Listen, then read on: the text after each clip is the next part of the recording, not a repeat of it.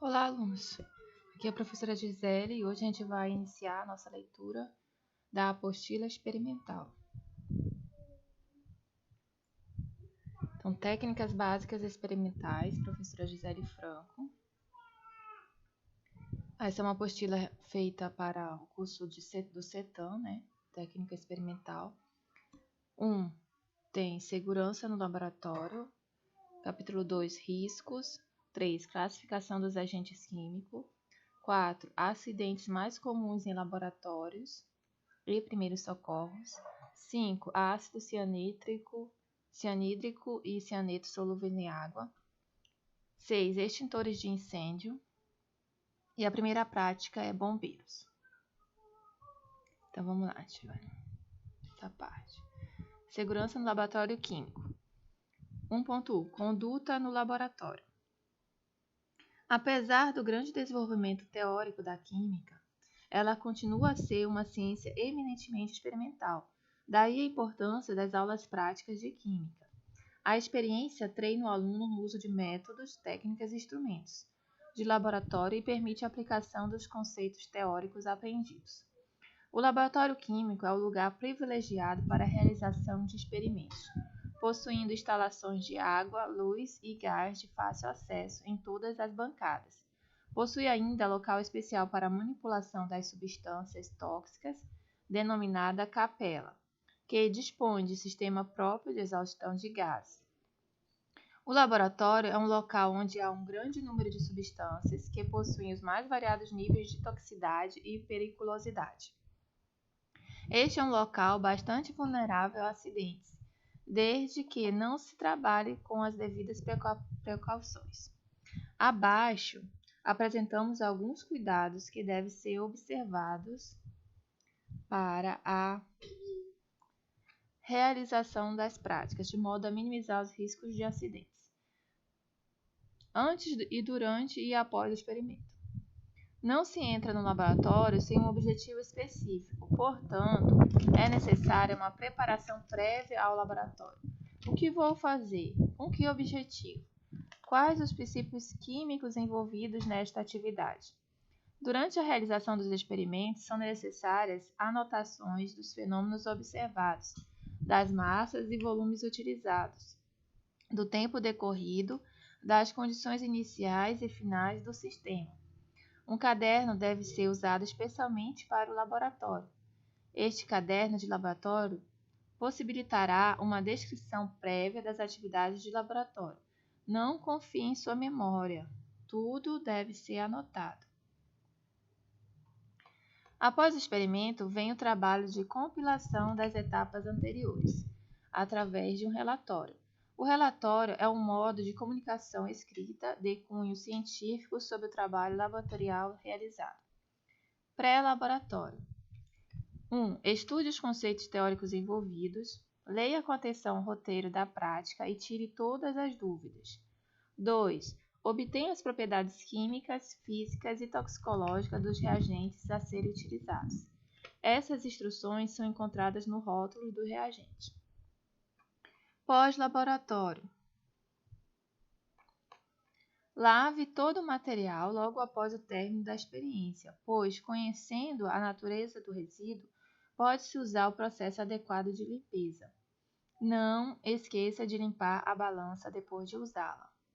2. Guarde todo o equipamento em vidraria. Guarde todos os frascos de reagentes. Não os deixe nas bancadas ou capelas. Desligue todos os aparelhos e lâmpadas e feche as torneiras de gás.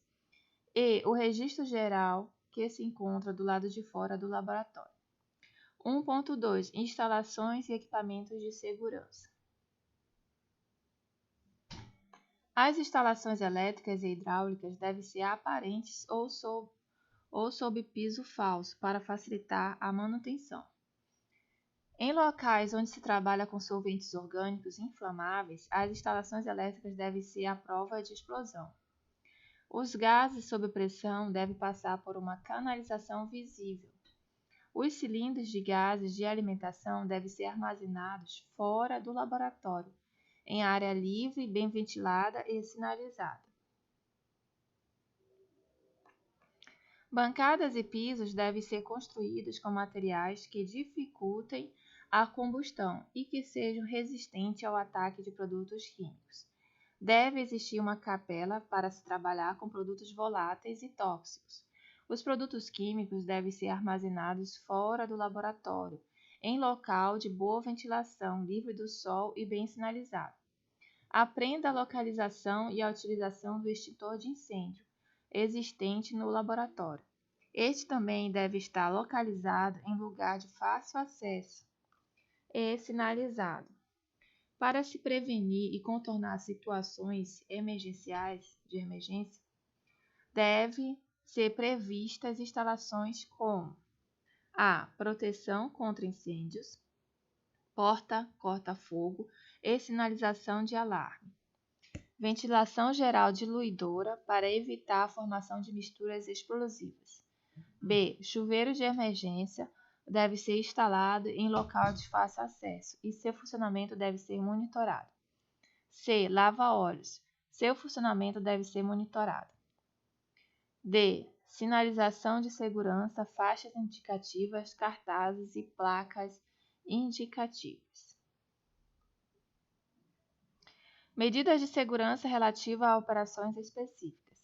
Antes de manusear um reagente químico, qualquer, deve-se conhecer as propriedades químicas, físicas e toxicológicas deste, seu manuseio seguro e medidas de primeiros socorros em caso de acidente. Para isto, deve-se consultar o Intermex ou fichas toxicológicas dos produtos. Leia os rótulos dos frascos de reagentes antes de usá-lo. Os rótulos devem ser periodicamente vistoriados e, nos casos de maior incidência, providenciar a proteção com parafina ou película plástica.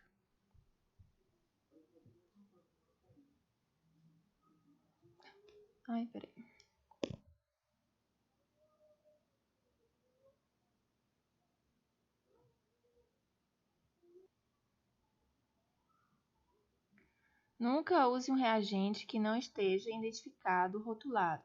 Qualquer etapa de um trabalho durante a qual possa ocorrer desprendimento de gás ou vapores tóxicos deve ser feita dentro da capela. Essa capela tem um exaustor que vai retirar todo o ar para fora.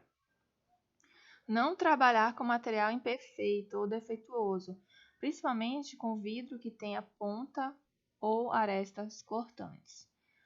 Não se deve pipetar líquidos com a boca. Use a pera de borracha. Nunca cheire um reagente diretamente. Os vapores devem ser abanados em direção ao nariz, enquanto se segura o frasco com a outra mão. Nunca despejar água em cima de um ácido concentrado. Não aquecer tubos de ensaio com a boca virada para o seu lado, nem para o lado de outra pessoa. Não aquecer nada em frascos volumétricos. Nunca acender um bico de gás quando alguém no laboratório estiver usando algum solvente orgânico. Verifique as condições da aparelhagem. Evite montagens estáveis de aparelhos. Não use livros, lápis, caixa de fósforo, etc. como suporte. Mantenha as bancadas sempre limpas e livres de materiais estranhos de trabalho.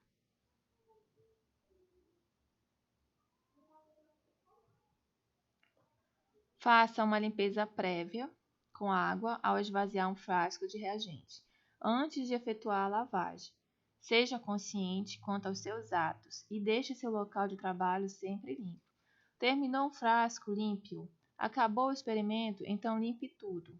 O profissional sempre está sendo avaliado e uma das primeiras avaliações é a higiene. Rotule imediatamente qualquer reagente ou solução preparada e as amostras coletadas. Use pinças e materiais de tamanho adequado e em perfeito estado de conservação. Limpe imediatamente qualquer derramamento de produtos de petróleo e reagentes. Medidas de segurança relativas ao pessoal. O laboratório é um local de trabalho sério, portanto, evite brincadeiras que dispersem sua atenção e de seus colegas. O cuidado e a aplicação de medidas de segurança são responsabilidade de cada indivíduo. Cada um deve precaver-se contra perigos devido ao seu próprio trabalho e ao dos outros. Consulte o professor sempre que tiver dúvidas ou ocorrer algo inesperado ou anormal. Faça apenas a experiência prevista. Qualquer atividade extra não deve ser realizada sem a prévia consulta ao professor. Serão exigidos de todos os estudantes e professores o avental, bata, luvas e sapatos fechados. A não observância desta norma gera roupas furadas por agentes corrosivos, queimaduras, manchas, etc. Planeje o trabalho a ser realizado. Ao se retirar do laboratório, verifique se a torneira, água ou gás é aberta. Desligue todos os aparelhos, deixe todos os equipamentos limpos e lave bem as mãos. Os alunos não devem tentar nenhuma reação não especificada pelo professor. Reações desconhecidas podem causar resultados desagradáveis. É terminantemente proibido fumar, comer ou beber no laboratório. Não se deve provar qualquer substância no laboratório, mesmo que inofensiva. Não deixar livros, blusas jogadas na bancada, nem mochila no chão. Ao contrário, colocá-los longe de onde se executam as operações. Ao verter um líquido de um frasco, evitar deixar escorrer no rótulo, protegendo-o devidamente. Em caso de derramamento de líquidos inflamáveis, produtos tóxicos ou corrosivos, tome a seguinte providência: interrompa o trabalho, advirta as pessoas próximas sobre o ocorrido, solicite ou efetue a limpeza imediata, alerte o supervisor. Verifica e corrija o problema. Não utilize materiais de vidro quando trincados. Coloque todo o material de vidro inservível no local identificado, no local identificado como sucata de vidro. Não jogue caco de vidro em recipiente de lixo. Use luvas de amianto sempre ao manusear peças de vidro que estejam quentes. Use protetor facial e luvas de pelica quando agitar solventes voláteis em frascos fechados. Não utilize frascos de Delaware de vidro sem que estejam envolvidos em fitas adesivas ou invólucros apropriados. Não deixe frascos quentes sem proteção sobre as bancadas do laboratório. Coloque os frascos quentes sob placas de amianto e não use frascos para amostras sem certificar-se de que são adequados aos serviços a serem executados e de que estejam perfeitamente limpos. Por exemplo, frascos para colocar ácidos, né, tem que ser frascos de vidro âmbar, ou qual substância tem que ser colocada em frascos de plásticos, enfim, tem que observar isso. Nunca inspecione o estado das bordas dos frascos de vidro com as mãos, sem fazer uma inspeção prévia visual. Tome cuidado ao aquecer recipiente de vidro com chama direta. Use sempre que possível uma tela de amianto. Não pressurize recipientes de vidro sem consultar seu supervisor sobre a resistência dos mesmos. E lembrando aqui, em relação ao vidro, além de usar a luva, tem que usar óculos para proteger os olhos, tá? Sempre quando for aquecer qualquer coisa ou mexer com recipientes de vidro que pode estourar, né? Ou tá no laboratório, tem que usar óculos para proteger os olhos. Riscos. Riscos mais comuns. Uso de substâncias tóxicas, corrosivas, inflamáveis e explosivas. Manuseio de material de vidro. Trabalho a temperaturas elevadas. Trabalho a pressões diferentes da atmosfera. Uso do fogo, uso de eletricidade. Riscos químicos. Formas de agressão dos produtos químicos. Pela inalação, absorção cutânea ou ingestão. Limites de tolerância. A ação e efeito dos contaminantes depende de fatores como tempo de exposição, concentração e característica físico-química do produto, suscetibilidade pessoal e outras. Classificação dos agentes químicos.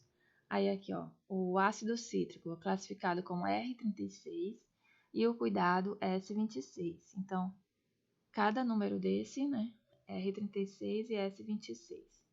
Ele tem um significado aqui, ó, R36, irritante aos olhos.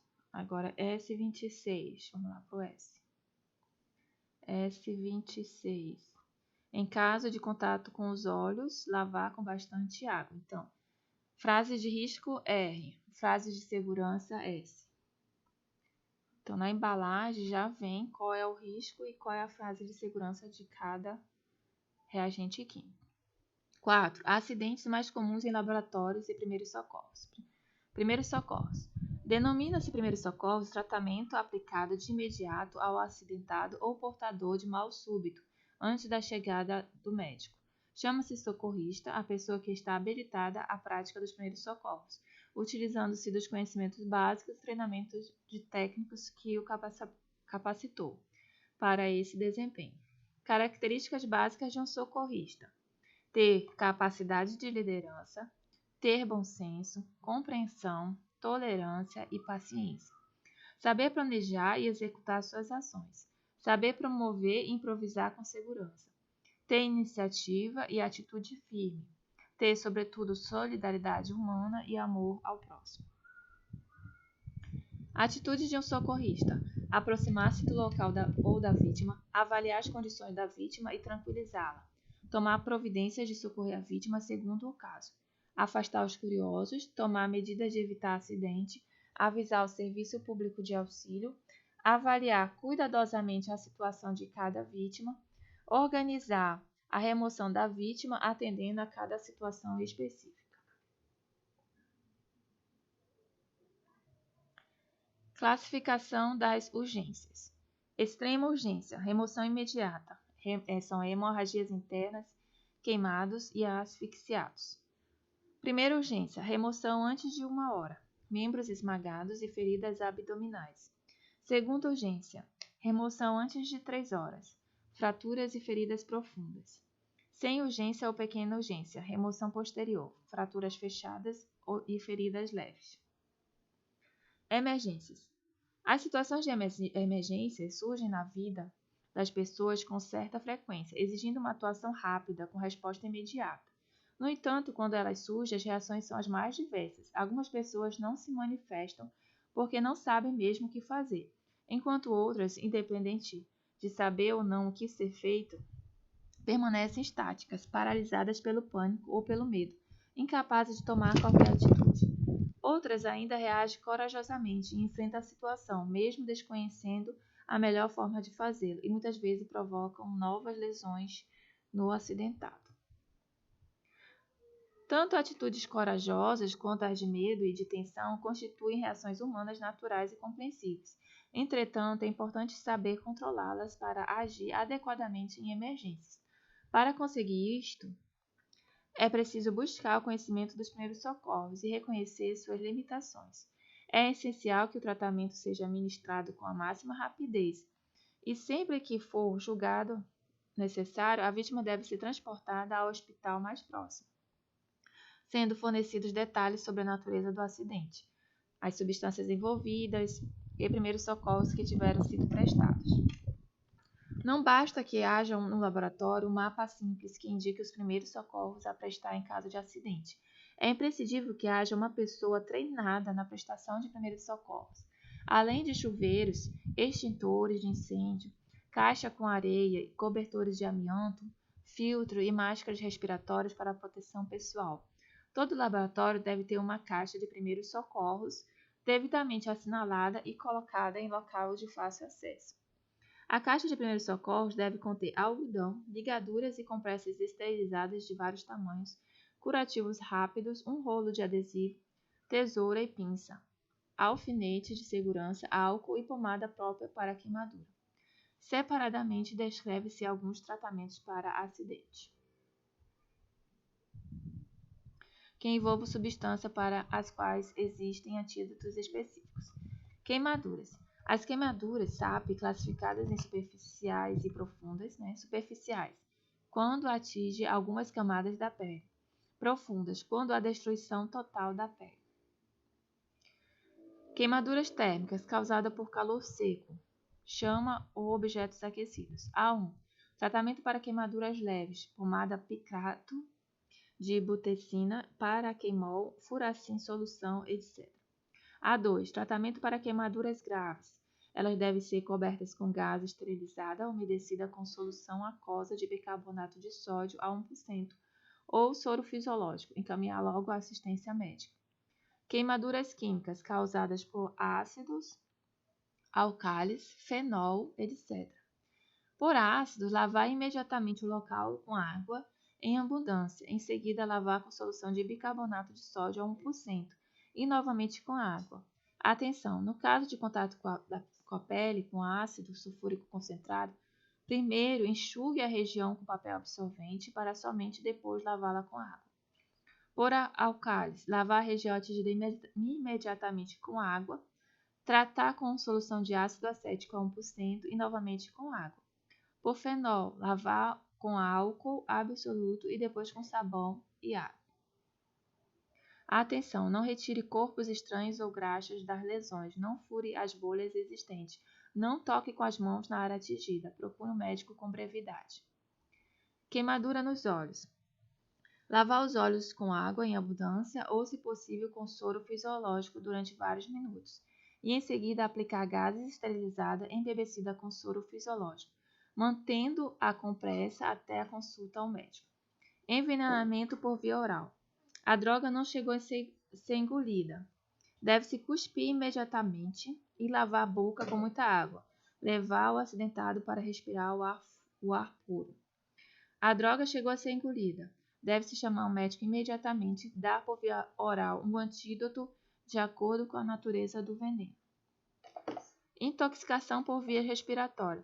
Retirar o acidentado para um ambiente arejado, deixando-o descansar. Dar água fresca, se recomendado, dar um antídoto adequado. Atenção! A calma e o bom senso do químico são as melhores proteções contra os acidentes no laboratório. Ácido cianídrico e cianeto solúveis em água. Nos envenenamentos por ácido cianídrico, além dos primeiros socorros já mencionados, devem ser abertas uma após a outra 2 ampolas de nitriloamina junto ao nariz do sinistrado, de modo que este respire seu vapor. Se tiver ocorrido parada respiratória, será necessário que a pessoa que preste os primeiros socorros o faça a fase da inalação durante a fase da inalação da respiração artificial. Avise ao médico que os conjuntos quelocianuro para ressurreição são específicos para os casos de envenenamento por cianeto e contêm um antídoto para injeção intravenosa. Os cianetos e suas soluções são menos perigosos do que o gás, mas devem ser tratados com cuidado. Quando houver ingestão de cianeto, deve-se ministrar nitriloamina, tal qual no caso de envenenamento por gás. O sinistrado deve ser rapidamente conduzido ao hospital. Ácido fluorídrico. As queimaduras causadas por ácido fluorídrico são muito sérias.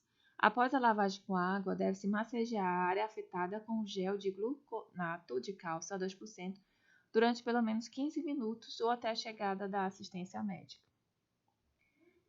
Extintores de incêndio. Os aparelhos extintores são os vasilhames fabricados com um dispositivo que possibilitam a aplicação do agente extintor sobre os focos de incêndio. Normalmente, os aparelhos extintores recebem o nome de agente extintor que neles contém. Destinam-se ao combate imediato de pequenos focos de incêndio, pois acondicionam pequenos volumes de agentes extintores que mantêm a condição de fácil transporte. São de grande utilidade, pois podem combater a maioria dos incêndios, cujos princípios são pequenos focos, desde que manejados adequadamente e no momento certo. O êxito no emprego dos extintores depende dos seguintes fatores: distribuição adequada dos extintores na área protegida, manutenção periódica dos extintores, treinamento de pessoal para manuseio. Quanto ao tamanho, podem ser portáteis ou sobre rodas. Então, tipos de extintores: extintor de pó químico, que tem bicarbonato de sódio ou de potássio, que recebe um tratamento para torná-los em absorvente de umidade. Aí eu vou mais rápido aqui, tá? Extintor de gás carbônico, extintor de água pressurizada, extintor de água, pressão injetada. Água pressurizada. Procedimento de uso: retirar o pino de segurança, empunhar a mangueira e apertar o gatilho, dirigindo o jato para a base do fogo. Só usar madeira, papel, fibras, plásticos similares. Água pressurizada. Abrir a válvula do cilindro, atacar o fogo diluindo o jato para a base das chamas. Só usar madeira para madeira, papel, fibra e plásticos. Não usar equipamentos elétricos ou de água. Espuma. Inverter o aparelho a jato. disparar automaticamente e só cessará quando a carga estiver esgotada. Gás carbônico. Retirar o pino de segurança, quebrando o laque, acionar a válvula dirigindo o jato para a base. Pode ser usado em qualquer tipo de incêndio. Aí tem o pó químico com cilindro. Abrir a ampola de gás, apertar o gatilho e dirigir a nuvem do pó à base do fogo. Pode ser usado em qualquer tipo de incêndio. Utilizar o pó químico em materiais eletrônicos somente em último caso. Onde usar os extintores? Agente extintor é todo material que, aplicado ao fogo, interfere na sua química, provocando uma descontinuidade em um ou mais lados do tetraedro do fogo, alterando as condições para que haja fogo. Os agentes extintores podem ser encontrados no estado sólido, líquido ou gasoso. Existe uma variedade muito grande de extintores. Citaremos apenas os mais comuns, né? Água, espuma, gás carbônico, pó químico, enfim. Aqui a tabela em que pode ser utilizados os extintores. No laboratório químico, o melhor é o do pó químico. E essa é a primeira prática, tá? Bombeiros. Vocês têm que responder essas questões. Qual o extintor ideal para o laboratório de química? 2. Qual deve ser os primeiros socorros para a queimadura de álcalis e por ácidos? 3. Antes do experimento, o que deve ser feito para evitar acidentes? 4. Faça uma lista das frases de risco e de segurança de todos os reagentes que serão utilizados no laboratório. 5. Se uma substância entrou em contato com os olhos, o que deve ser feito? 6. Observe a figura abaixo e descreva o que não se pode fazer dentro do laboratório. Então, vou falar só alguns aqui, tá bom? Olha, essa menina tá de cabelo solto, ela tá sem bata, né? Aqui o cabelo dela também tá perto aqui dessa chama, né? Que mais? Esse menino aqui tá brincando. Esse aqui tá comendo alguma coisa. Esse aqui tá aquecendo o tubo de ensaio, sendo ele mesmo, ele tá sem óculos e tá direcionando para o rosto desse outro aqui. Enfim, aqui tem várias situações. Aí vocês vão ter que circular e dizer o que tem cada um. E por enquanto é só isso. Até breve. Deus abençoe a todos.